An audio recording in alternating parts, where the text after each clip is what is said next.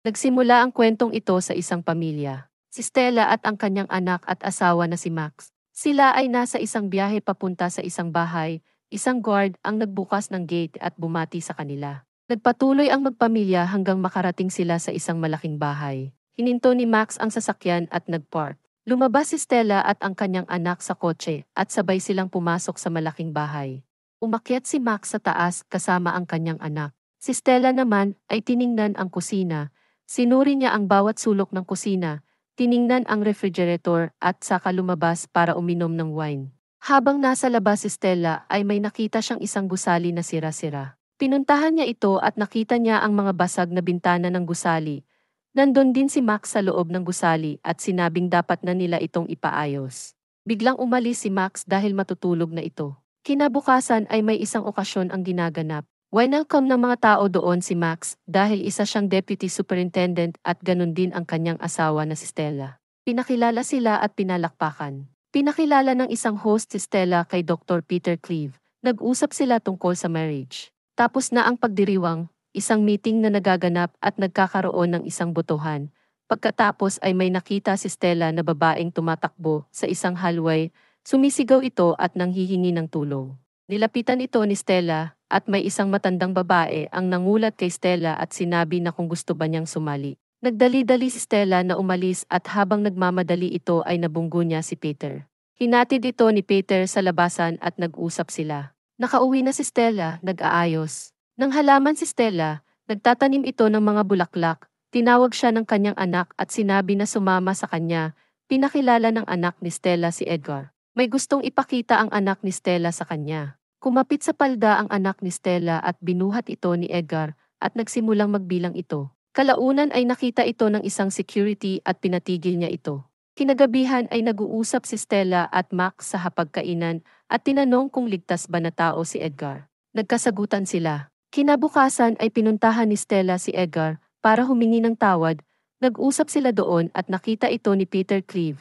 Pinagmasdan niya ang dalawa habang nag-uusap. Isang araw ay dinala ni Edgar ang anak ni Stella sa bahay nila. Walang malay ang anak ni Stella. Pumasok si Edgar sa bahay nila Stella at nakita nila na walang malay ang kanyang anak. Sinabi ni Edgar na umakyat ito sa isang puno at nahulog. Puno ng dugo ang noo ng anak ni Stella. Nagpanik si Stella.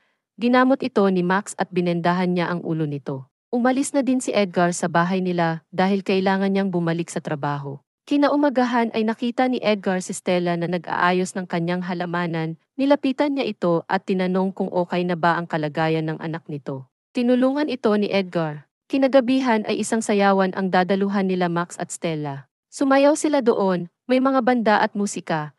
Naipagsayawan si Stella kay Edgar.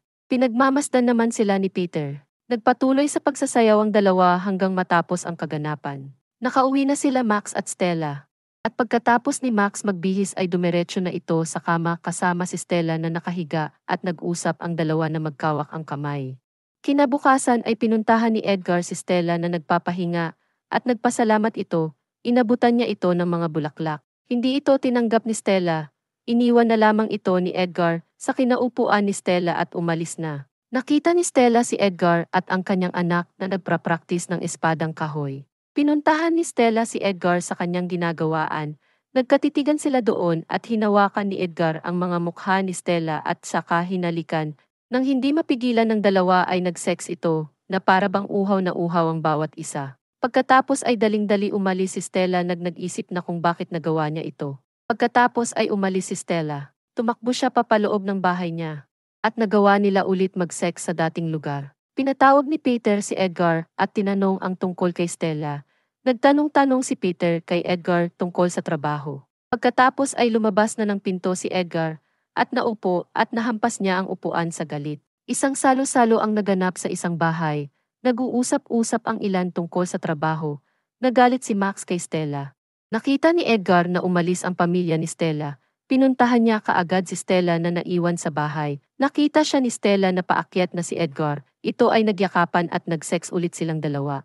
Nakalimutan ng isang matandang babae ang mga gamit niya, kaya bumalik ito sa bahay nila Stella at narinig ni Stella ang pagbukas ng pinto. Nagmadali sila at natakot na baka mahuli sila. Nagsuot sila ng damit at tumakas si Edgar. Nakita ito ng anak ni Stella habang pababa ng hagdan at nakilala niya ito. Sumakay sa likod ng sasakyan si Edgar. Umalis na ang anak ni Stella at ang matandang babae. Nakatulala ang anak ni Stella habang nasa loob ng sasakyan at tinanong ito ng matandang babae na kasama niya para kasi itong nakakita ng isang multo. Sinabi ng anak ni Stella na may tao sa kwarto ng kanyang nanay. Napatigil ng matandang babae ang pagmamaneho. Nabusinahan pa sila ng kasabayan nilang sasakyan. Binuksan ni Edgar ang likod ng kotse at lumabas. Nakita ulit ito ng anak ni Stella tumakbo si Edgar sa kakahuyan. Isang pulis ang pumasok sa loob ng bahay ni Stella at gumamit ng telepono. Isang alarm ang narinig ni Stella. Kinakabahan si Stella. Inimbestigahan ang mga taong napalapit kay Stella. May hinala ang investigador tungkol kay Edgar at Stella. Pumunta si Max kay Peter, nag-usap sila at galit na galit si Max kay Peter.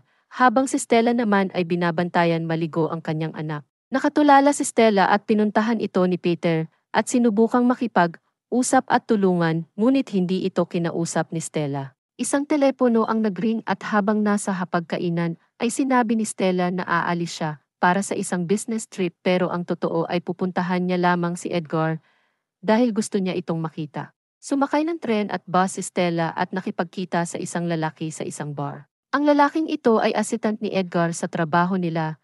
Binigay ng lalaki ang address kung saan naroon si Edgar. Pinunta nito ni Stella at nakita niya doon si Edgar.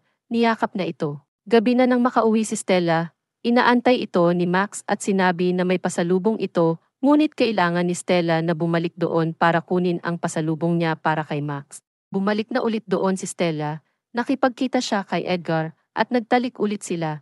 Gabi na ulit nang makauwi si Stella. Habang nagbibihis si Stella ay tinanong ito ni Max ng pagalit. Nakakahalata na kasi si Max. Kinuha ni Stella ang isang kahon ng sapatos at inihagis kay Max. Nilapitan ni Max si Stella at humingi ng patawad. Nagpapahinga si Stella sa isang upuan malapit sa dating tagpuan nila ni Edgar noon. Nilapitan ito ni Peter at sinabi na nilaglag si Stella ng isang katiwala niya na ito ay nagpupunta sa London at kinikita si Edgar. Nag-usap silang dalawa. Nag-impact si Stella papunta sa London at nag-iwan ng isang sulat at saka umalis. Pumunta siya kay Edgar at nagsama silang dalawa. Nabasa ni Max ang sulat at hinanap naman ito ng anak niya. Sinabi ni Max na nasa isang business trip ito. Nakarating na si Stella sa bahay ni Edgar at nagsayaw sila at nagtalik ulit. Lumabas si Stella para bumili ng pagkain. Napansin ni Stella na may sumusunod sa kanya. Nalaman niya na ito ay inutos ni Edgar. Nagmamadaling umuwi si Stella at nagalit kay Edgar. Sinabi ni Stella na hindi nagtitiwala si Edgar sa kanya. Humingi ng tawad si Edgar. Isang birthday ang naganap. Naghanda sila at nagsaya. Bago umuwi ang isang bisita ni Edgar, ay hinalikan si Stella. Nagalit si Edgar at sinuntok niya ito. Pinagbantaan din niya ito. Umalis si Stella at pumunta sa isang bar para makipag-usap sa kaibigan ni Edgar. Sinundan ito ni Edgar at nakita niya sila. Umuwi na si Stella at sinampal ito ni Edgar at natumba si Stella. Kinabukasan ay lumabas si Stella. Papaakyat na sana siya sa hagdan, ngunit nakita niya si Peter sa pintuan ng bahay ni Edgar. Bumaba ng dahan-dahan si Stella, ngunit narinig ni Peter ang footsteps nito. Sinundan ito ni Peter at naabutan niya ito. Hinawakan niya sa kamay si Stella para hindi na makatakbo. Tumawag ng taxi at sinakay si Stella. Habang sinasakay si Stella sa taxi ay nakita ito ni Edgar. Nagtago si Edgar at wala itong magawa. Dinala sa kulungan si Stella. Pinuntahan ito ni Max at sinabing makakalaya ito bukas ng umaga. Sinabi ni Stella na pwede ba niya makita ang kanyang anak. Kinabukasan ay pinuntahan na ni Stella ang kanyang anak at kinausap ito. Nakatulala si Stella sa may pinto at may matandang babae ang palabas ng bahay nila at binigyan ito ng advice. Sinundo ni Stella ang kanyang anak sa eskwelahan, nakauwi na sila at nagpinta sa pader. Pinuntahan ni Edgar si Stella, pinasok nito ang bahay nila. Nakipagkita si Stella kay Edgar, ngunit hindi nila alam na nasundan sila ni Peter at ng mga pulis. Nadakip si Edgar, sinubukan niyang tumakas, ngunit masyadong madami ang mga pulis, kaya nahuli siya at napusasan. Sinubukan pang pigilan ito ni Stella, ngunit wala na siyang magawa. Inuwi si Stella sa bahay nila at sinabi ni Max na kalimutan niya si Edgar. Isang field trip ang nagaganap kasama ang mga nanay at ang mga estudyante. Humiwalay si Stella at ang kanyang anak. Bumaba sila sa tabi ng isang ilog at naupo si Stella sa isang malaking bato, habang ang anak naman niya ay nasa gilid ng ilog. Nahulog sa tubig ang kanyang anak. Nalulunod na ito at nakita ito ni Stella. Nakatitig lamang siya dito habang nalulunod ito. Hanggang isang lalaki ang nakakita dito at nagmamadali na bumaba para tulungan ang anak ni Stella. Nakatulala lang si Stella hanggang sa sumisid ang lalaki para iligtas ang anak ni Stella. Nang makita na niya ang anak niya wala ng malay, tsaka lang napukaw ang atensyon niya. Namatay ang anak ni Stella at Max madaming nakiramay at nagdalamhati sa pagkamatay ng anak ni Stella. Nalungkot ang lahat at naakusahan si Stella na nababaliw na, kaya dinala ito sa isang mental hospital at ginamot. Naging okay na ang kalagayan ni Stella. Kinausap ito ni Peter at inalukan ng isang kondisyon, kailangan niyang mahalin si Peter. Ginawa iyon ni Stella, ngunit ang nasa isip pa din niya ay si Edgar. Binigyan ni Peter si Stella ng isang singsing, ito ang tanda ng pagmamahal niya kay Stella. Sinabi ni Peter kay Stella na may isang sayawang magaganap. Niya ito ni Peter na makipagsayaw, tinanggap naman ito ni Stella. Kinausap naman ni Peter si Edgar, at sinabi ni Edgar na pwede ba niyang makita si Stella. Sinabi ni Peter na papayagan niyang pumunta ito sa sayawan kung makikipag-cooperate ito sa paggagamot niya. Ginawa iyon ni Edgar. Dumating na ang gabing pinakahintay nila. Sa isang sayawan, sumayaw si Stella at Peter.